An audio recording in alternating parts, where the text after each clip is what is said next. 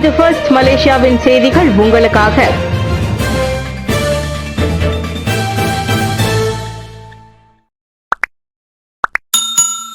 எழுவரின் வழக்கை CAS நீதிமன்றத்தில் தொடர முடிவு. ஹரிமா மலாயா காற்பந்து அணியின் 7 அயல்நாட்டு ஆட்டக்காரர்கள் தொடர்பான விவகாரத்தை மலேசிய காற்பந்து சங்கம் FAM விளையாட்டுக்கான அனைத்துலக நடுவர் மன்றத்திற்கு கொண்டு செல்வதற்கான நடவடிக்கைகளை தொடங்கியுள்ளது. அந்த 7வரின் தகுதிநிலை தொடர்பாக FAM முன்வைத்த மேல்முறையீட்டை நிராகரித்த விவகாரத்தில் அனைத்துலக கால்பந்து சம்மேளனம் FIFA வழங்கிய முழுமையான தீர்ப்புக்கு பிறகு இந்நடவடிக்கை எடுக்கப்பட்டுள்ளது. நீதியை நிலைநிறுத்த உறுதி செய்யும் நோக்கில் இந்த நடவடிக்கை எடுக்கப்பட்டதாக FAMின் இடைக்கால தலைவர் டத்தோ முகமது யூசுப் மஹாதி வெளியிட்ட அறிக்கையில் அவ்வாறு கூறினார். இது மலேசியா மட்டுமின்றி தொடர்புடைய அமைப்புகள் நிர்ணயித்துள்ள ஆட்டக்காரர்களின் தகுதி செயல்முறையின் நம்பகத்தன்மையை பாதுகாக்கிறது. மேலும் ஆட்டக்காரர்களின் உரிமைகளுக்கு போராடுவதில் FAM உறுதியாக உள்ளது என்றும் ஒவ்வொரு நடவடிக்கையும் சரியான சட்ட வழிமுறைகளுக்கு ஏற்ப மேற்கொள்ளப்படுவதை FAM உறுதிப்படுத்தியுள்ளது. மலேசியா சீனா ட்வெட் பயிற்சி 19 இந்திய மாணவர்கள் பங்கேற்பு. மலேசிய சீனா இளைஞர்களிடையே ட்வெட் எனப்படும் தொழில்நுட்பம் மற்றும் தொழில் பயிற்சி ஒத்துழைப்பை வலுப்படுத்தும் புதிய முயற்சியாக பெலியா மாஹிர் ஏற்பாட்டில் இந்திய உருமாற்று பிரிவான மித்ராவின் ஆதரவோடு MCYTT எனப்படும் மலேசியா சீனா யூத் ட்வெட் ட்ரைனிங் திட்டம் நடைபெற்று வருகின்றது. ட்வெட்டில் இரு நாடுகளுக்கு இடையிலான ஒத்துழைப்பை வலுப்படுத்தும் நோக்கில் துணை பிரதமர் Dato Seri doctor Ahmad Zahid Hamidi தலைமையில் சீனாவில் நடைபெற்ற இப்பயிற்சி திட்டத்தில் மலேசியாவில் உள்ள பல்கலைக்கழகங்களைச் சேர்ந்து 19 இந்திய மாணவர்கள் கலந்து கொண்டனர். MCYTT திட்டத்தின் மூலம் மலேசியாவில் உள்ள கல்லூரி அல்லது பல்கலைக்கழக மாணவர்களை சீனாவிற்கு அழைத்து சென்று அங்குள்ள அதிநவீன தொழில்நுட்பங்கள், கலாச்சாரம் மற்றும் மொழி ஆகியவற்றை அறிந்து கொள்ள வாய்ப்பளிப்பதாக பெலியா மாஹிர் அதிகாரி தினேஷ் தர்மலிங்கம் கூறினார். அதன் அடிப்படையில் மித்ராவின் ஆதரவோடு 19 இந்திய மாணவர்கள் சீனாவிற்கு அழைத்து செல்லப்பட்டதாக அவர் கூறினார். வாக்குறுதிகளை நிறைவேற்றுவது, செயல்திறனை பராமரிப்பதன் அடிப்படையில் நம்பிக்கை கூட்டணி போட்டியிட வேண்டும். வாக்குறுதிகளை நிறைவேற்றுவது மற்றும் மத்திய அரசாங்கத்திற்கும் சபாவிற்கும் இடையிலான ஒத்துழைப்பை பேணுவது ஆகியவற்றின் அடிப்படையில் அம்மாநிலத்தின் தேர்தலுக்கான நம்பிக்கை கூட்டணி வேட்பாளர்கள் போட்டியிடுகின்றனர். மேற்கொள்ளப்பட்ட பணிகள் மற்றும் முடிவுகளின் அடிப்படையில் நம்பிக்கை கூட்டணியின் திறன்களை மதிப்பிடுவதற்கு மக்களுக்கு உரிமை உண்டு என்பதால் பல்வேறு புதிய வாக்குறுதிகளை வழங்குவதை விட இந்த அணுகுமுறை மிகவும் முக்கியம் என்று அடிலான் கட்சி துணைத் தலைவர் நூருல் இசா அன்வார் தெரிவித்தார். இம்முறை சபா மாநில தேர்தலுக்கான நம்பிக்கை கூட்டணி வேட்பாளர்கள் தங்கள் பணிகளை செயல்படுத்துவதில் உத்வேகத்துடன் இருப்பதாகவும் இது மத்திய அரசாங்கத்திற்கும் மாநில அரசாங்கத்திற்கும் இடையிலான நெருக்கமான ஒத்துழைப்பால் உந்தப்படுவதாகவும் நூருல் இசா அன்வார் விவரித்தார். டத்தோ பித்தோ கூறியது போல, நாங்கள் உண்மையிலேயே உறுதி செய்ய விரும்புகிறோம். ஆம், வாக்குறுதிகளை நிறைவேற்றுவதை பொறுத்தவரை நன்றாக உள்ளது. அதோடு சரியான வேட்பாளரும் இல்லை, ஆனால் அதற்கான உறுதிப்பாடு இருக்கின்றது என்றார் அவர். சபாவில் ஊழல் குறித்த காணொலி பகிர்வு எந்த ஒரு தரப்பினரும் பாதுகாக்கப்படவில்லை. சபாவில் ஊழல் சம்பந்தமான காணொலி பகிரப்பட்ட வழக்கு விசாரணையில் அரசாங்கம் எந்த ஒரு தரப்பினரையும் பாதுகாக்கவில்லை என்று பிரதமர் டத்தோ ஸ்ரீ அன்வார் இப்ராஹிம் கூறியிருக்கின்றார். அதனை மக்களுக்கு நிரூபிக்கும் பொருட்டு அந்த வழக்கில் குற்றம் சாட்டப்பட்ட 3 நபர்களில் 2 ஒருமைப்பாட்டு அரசாங்கத்தை சேர்ந்தவர்கள் என்று அவர் குறிப்பிட்டுள்ளார்.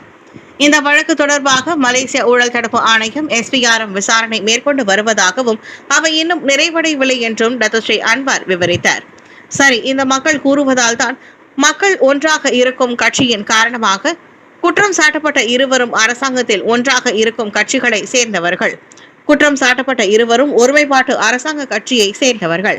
எனவே நாங்கள் பாதுகாக்கவில்லை. ஆனால் பிரதமர் என்ன செய்ய வேண்டும்? உறுதியாக அறிவுறுத்தலை கொடுக்க வேண்டும். யாரையும் பாதுகாக்க வேண்டாம், ஆனால் வலுவான ஆதாரங்கள் என்றார் அவர். ஊழலை எதிர்த்து போராடுவதில் அரசாங்கத்தின் முயற்சி, குறிப்பாக சபாவில் பரவலாக பகிரப்படும் காணொலி வழக்கில் பல்வேறு ஆதாரங்கள் சமர்ப்பிக்கப்பட்ட போதிலும் 3 நபர்கள் மட்டுமே குற்றம் சாட்டப்பட்டதற்கான காரணம் குறித்து நேற்று நாடாளுமன்றத்தில் பாசிர்மாஸ் நாடாளுமன்ற உறுப்பினர் அகமது ஃபட்லி ஷாரி எழுப்பிய கூடுதல் கேள்விக்கு அவ்வாறு பதிலளித்தார். சபா தேர்தல் குழப்பத்தை ஏற்படுத்தக்கூடிய சிலர் அடையாளம் காணப்பட்டுள்ளனர். 17வது சபா மாநில தேர்தல் செயல்முறை சீராக நடைபெறாமல் அது குழப்பத்தை ஏற்படுத்தக்கூடிய அல்லது அதனை சீர்குலைக்கக்கூடிய சில நபர்களை போலீஸ் அடையாளம் கண்டுள்ளது. கடந்த கால தேர்தல் அனுபவத்தின் அடிப்படையில் நிலைமை எப்போதும் பாதுகாப்பாக இருப்பதை உறுதி செய்ய பிரச்சினைக்குரிய இடங்களாக கருதப்படும் சுமார் 15 பகுதிகளில் தமது தரப்பு கவனம் செலுத்தி வருவதாக தேசிய போலீஸ் படை தலைவர் தான் ஸ்ரீ முகமது காலிட் இஸ்மாயில் தெரிவித்தார். இந்த கடந்த கால மாநில தேர்தல்களை அடிப்படையாக கொண்டது. மேலும் நிலைமையை நாம் சரியாகவும் முழுமையாகவும் கட்டுப்படுத்த முடியும். அதோடு தொடர்புடைய தரப்பினர் அல்லது துறைகள், குறிப்பாக சிஐடி மற்றும் போதைப்பொருள் மற்றும் சிறப்பு பிரிவுகளால் வழங்கப்படும் பணிகள் சீராக நடந்து வருகின்றன. மேலும் மோசமான சூழ்நிலையை உருவாக்க முடியும் என்று நாங்கள் கருதும் நபர்களை நாங்கள் அடையாளம் கண்டுள்ளோம் என்றார் தேசிய போலீஸ் படை தலைவர் தான் ஸ்ரீ முகமது காலிட் இஸ்மாயில். நேற்று சபா தவாவில் 17வது மாநில தேர்தலை முன்னிட்டு மேற்கொள்ளப்பட்ட சோதனை நடவடிக்கை தொடர்பிலான செய்தியாளர்கள் சந்திப்பில் தான் ஸ்ரீ முகமது காலிட் இஸ்மாயில் அவ்வாறு கூறினார். சபா தேர்தல் நிறைவடைந்ததும் மாய்காவுடன் பேச்சுவார்த்தை. 17வது சபா மாநில தேர்தல் நிறைவடைந்ததும் மாய்கா உயர் தலைமைத்துவத்துடன் தேசிய முன்னணி பேச்சுவார்த்தை மேற்கொள்ளும். நீண்டகால உறவுகளை பாதிக்காத வகையில் எந்தவொரு பிரச்சனையும் கலந்துரையாடல் மூலம் தீர்க்கப்பட வேண்டும் என்று தேசிய முன்னணியின் துணைத் தலைவர் டாக்டர் ஸ்ரீ முகமது ஹசான் தெரிவித்தார். நானே மாய்காவின் உயர்மட்ட தலைமையை சந்தித்து எல்லா சிக்கல்களையும் தீர்க்க முயற்சிப்பேன். கொந்தளிப்பில்லாத கடல் இல்லை. கொந்தளிப்பான கடலுக்காக காத்திருப்போம். அலைகள் பலமாக உள்ளன. அலைகள் பெரிதாக உள்ளன. முதலில் ஜெட்டிங்கில் நங்கூரமிடுவோம். நம் கப்பலை சரி செய்வோம். ஏதேனும் கசிவுகள் இருந்தால் அவற்றை சரி செய்வோம் என டாக்டர் ஸ்ரீ முகமது ஹசான் கூறினார். நேற்று சபா மெம்பாக்கோட் சட்டமன்றத்தில் தேர்தல் பிரச்சாரத்தில் கலந்து கொண்ட பின்னர் டாக்டர் ஸ்ரீ முகமது செய்தியாளர்களிடம் பேசினார். கருத்து வேறுபாடுகள் இயல்பானவை என்றாலும் அதனை கையாள்வதில் மாய்கா தலைமைத்துவம் சரியான பரிசீலனைகளை கொண்டிருப்பதாக அவர் நம்பிக்கை தெரிவித்தார். கடந்த ஞாயிற்றுக்கிழமை நடைபெற்ற மாய்காவின் 79வது பேராளர் மாநாட்டில் தேசிய முன்னணியை விட்டு வெளியேறுவதற்கு 1500க்கும் மேற்பட்ட பேராளர்கள் ஒப்புதல் வழங்கியதால் தீர்மானம் நிறைவேற்றப்பட்டது.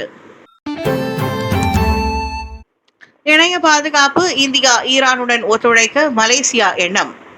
தொலைத்தொடர்பு துறையில் குறிப்பாக இணைய பாதுகாப்பு தொடர்பாக இந்தியா மற்றும் ஈரானுடன் ஒத்துழைப்பதற்கான வாய்ப்புகளை மலேசியா ஆராய்ந்து வருகிறது. அசர்பைஜான் பக்குவில் நடைபெற்ற 2025ஆம் ஆண்டு உலக தொலைத்தொடர்பு மேம்பாட்டு மாநாட்டில் இந்திய தொடர்பு அமைச்சர் டாக்டர் சந்திரசேகர் பொம்மசானி மற்றும் ஈரானிய தொடர்பு அமைச்சர் சத்தார் ஹஷ்மி ஆகியோருடன் நடத்தப்பட்ட இருதரப்பு சந்திப்பில் அது குறித்து விவாதிக்கப்பட்டதாக தொடர்பு அமைச்சர் டாக்டர் ஸ்ரீ ஃபாமி ஃபாட்சில் தெரிவித்தார். சக ஊழியர்கள் தங்கள் இந்தியா மற்றும் ஈரானை சேர்ந்த நாடுகளில் தொலைத்தொடர்பு பிரச்சினைகளில் அனுபவம் உள்ளவர்களை பார்க்கிறேன். இது நாடுகளுடனும் ஒத்துழைப்புடனும் பணியாற்ற பல வாய்ப்புகள் உள்ளன. குறிப்பாக மோசடி பிரச்சினைகள், இணைய பாதுகாப்பு சிக்கல்கள் மற்றும் மக்களுக்கு உதவக்கூடிய பல தொலைத்தொடர்பு பயன்பாடுகளை களைவதில் அவர்கள் அனுபவம் உடையவர்கள் என்றார் டாக்டர் ஃபாமி ஃபாட்சில். இலக்கவியல் உள்கட்டமைப்பு மற்றும் இணைய பாதுகாப்பை வலுப்படுத்துவதற்கான நாட்டின் எதிர்பார்ப்புக்கு ஏற்ப தொலைத்தொடர்பு துறையின் வளர்ச்சிக்கு இந்தியா மற்றும் ஈரானுடனான மலேசியா நல்லுறவை பயன்படுத்தப்படும் என்று ஃபாமி மேலும் விவரித்தார். சட்டவிரோத குடியேறிகளை தங்க வைப்பதற்கான தடுப்பு முகாம்கள் போதுமானதாக உள்ளன. நாடு முழுவதிலும் அமலாக்க நடவடிக்கைகளில் கைது செய்யப்படும் சட்டவிரோத குடியேறிகளை தங்க வைப்பதற்கு மலேசிய குடிநுழைவுத்துறை GIM-இன் தடுப்பு முகாம்கள் தற்போது போதுமானதாக உள்ளன. 21,000 பேருக்கும் மேல் தங்க வைப்பதற்கான இடவசதி கொண்ட 21 தடுப்பு முகாம்களை GIM நிர்வகித்து வருவதாக அதன் தலைமை இயக்குநர் டாக்டர் ஜகாரியா ஷாபான் தெரிவித்தார். தற்போது 500 காலி இடங்கள் இருப்பதோடு இடம் எப்போதும் இருப்பதை உறுதி செய்யும் வகையில் தினசரி வெளியேற்றும் செயல்முறை மேற்கொள்ளப்படுவதாகவும் அவர் கூறினார். ஒவ்வொரு நாளும் வெளியேற்றங்கள் மேற்கொள்ளப்படுகின்றன. ஒவ்வொரு நாளும் 200 முதல் 300 பேர் வரை. எனவே ஒவ்வொரு நாளும் வெளியேற்றங்கள் இருக்கும். ஒவ்வொரு நாளும் கைது நடவடிக்கைகள் இருக்கும். தரவுகளின் அடிப்படையில் இது ஏற்ற இறக்கமாக இருக்கும். ஆனால் அமலாக்க நடவடிக்கை நிறுத்தப்படாமல் இருக்க எங்கள் தடுப்பு முகாம் எப்போதும் ஆற்றலை கொண்டிருப்பதை உறுதி செய்வோம் என்றார் அவர். நேற்று கோலாலம்பூர் கூட்டரசு பிரதேச அளவில் GIM-இன் தீபாவளி கொண்டாட்ட நிகழ்ச்சியில் அவர் அவ்வாறு குறிப்பிட்டார். இதனிடையே ஒவ்வொரு ஆண்டும் கொண்டாடப்படும் GIM-இன் இந்த தீபாவளி நிகழ்ச்சியில் பல்லின மக்களும் கலந்து கொண்டு தங்களின் படைப்புகளை வழங்குவது இந்நிகழ்ச்சியின் சிறப்பம்சமாக இருக்கும் என குடிநுழைவுத்துறை அதிகாரி பாலகணேஷ் தெரிவித்தார். அமலாக்கத்தை தீவிரப்படுத்த வேண்டும். பிரதமர் வலுவடைந்து வரும் ரிங்கெட்டின் வழி பயணீட்டாளர்கள் நன்மை அடைவதை உறுதி செய்யும் பொருட்டு உள்நாட்டு வாணிபு மற்றும் வாழ்க்கை செலவின அமைச்சு KPDN வழி அரசாங்கம் அமலாக்கத்தை தீவிரப்படுத்தும்.